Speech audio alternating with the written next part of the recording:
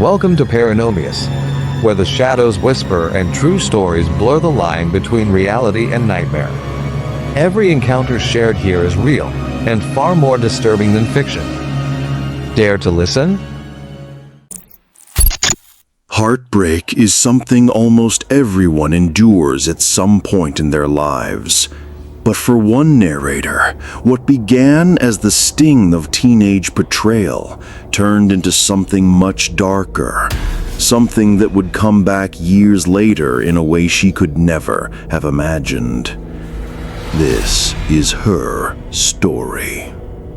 Back when the narrator was just 16, she was like so many teenagers, caught up in the whirlwind of first love. At that age, emotions burn brighter, deeper, and faster than we often realize. For her, that love had a name: Jacob. He wasn't just a boyfriend, he was her entire world. The first serious relationship, the first person she trusted with her heart.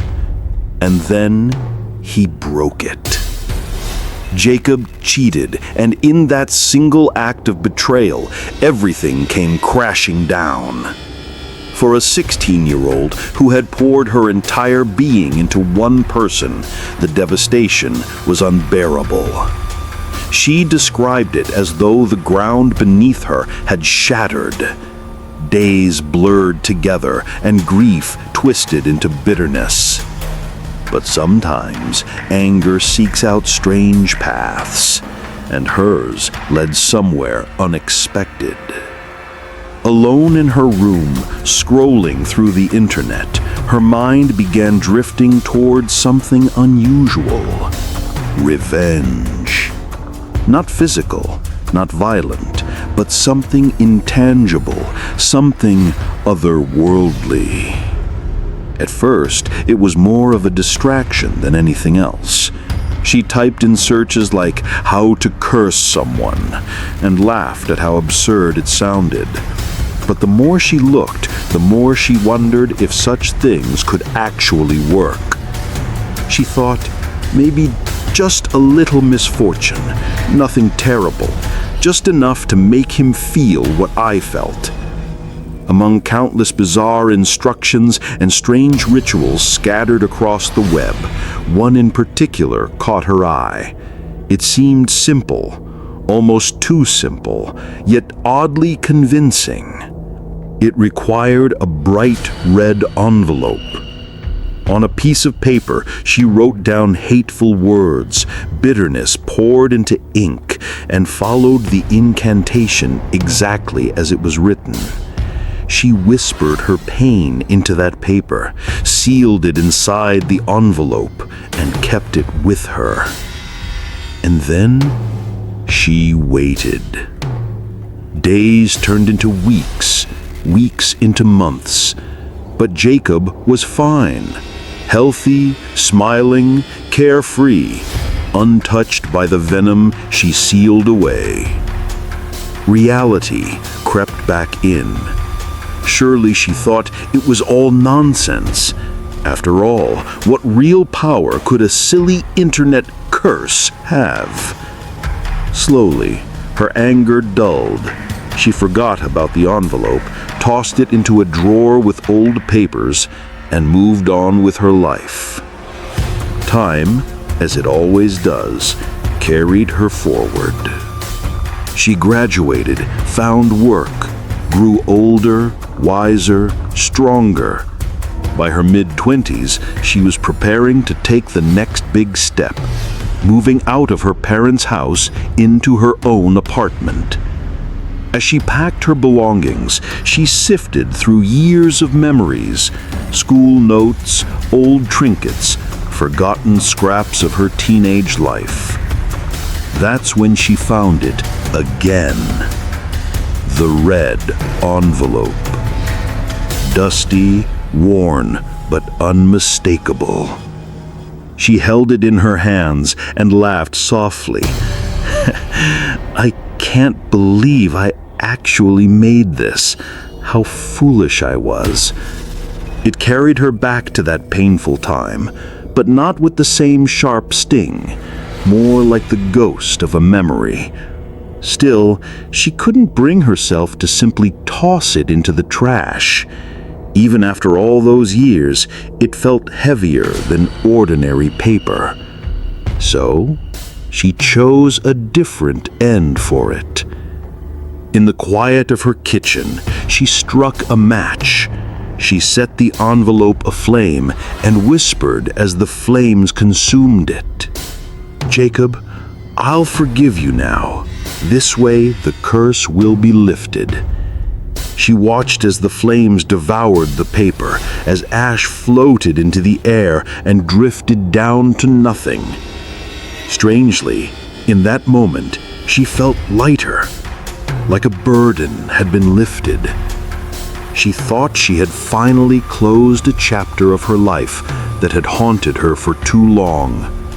But she had no idea what was coming. The very next day, her close friend Sophia came over to help with the move. Together, they loaded up a U-Haul truck with the narrator's belongings and made their way to her new apartment. The place was bare, but full of promise. While the narrator unpacked, Sophia busied herself with connecting the electronics. Before long, the TV and internet were up and running. The news played in the background, a steady hum neither of them paid much attention to, until one detail froze the narrator in place. Her hometown. "Did he just say Texas? My hometown?" she asked aloud. Both she and Sophia turned to look at the screen. The broadcast showed an apartment engulfed in flames, the building consumed by fire. Sirens wailed faintly in the background of the footage. But then came the part that stopped her heart. At the bottom of the screen, the words appeared. Victim, Jacob Miller, 27, local resident. The image of his face filled the screen. Familiar, unmistakable. It was him, Jacob. The same Jacob who had broken her heart at 16. The same Jacob for whom she had once written an incantation. The same Jacob whose name she had spoken just the day before as she forgave him and burned that cursed red envelope. The room fell silent.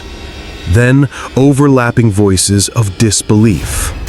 No way! No way! Her mind raced back to the night before, the flames eating the envelope, the ash falling, her whispered words. Could it be? Had burning the envelope not lifted the curse, but instead unleashed it? Had her declaration of forgiveness twisted into something darker, binding his fate instead of freeing him from it? She wanted to dismiss the thought. She wanted to believe it was just coincidence. People died tragically every day. But the timing was unbearable. After 10 years of nothing, the day after she burned the envelope, Jacob perished in flames. That question has haunted her ever since. The narrator recounted the story years later with a trembling voice, torn between disbelief and guilt. She admitted, "I never wanted him to die. I just wanted to let go of the past. I thought burning it would release me. Not this." Her words trailed off into silence. Perhaps it truly was coincidence. Perhaps not. The line between superstition and reality is fragile, blurred by grief, regret, and the strange timing of fate. Yet the fact remains, the very day she destroyed the red envelope was the day before Jacob's fiery death. Even now, she shudders at the memory. And the haunting question lingers. Was it truly just chance? Or did she unknowingly awaken something that had waited dormant for nearly a decade? Until she set it free.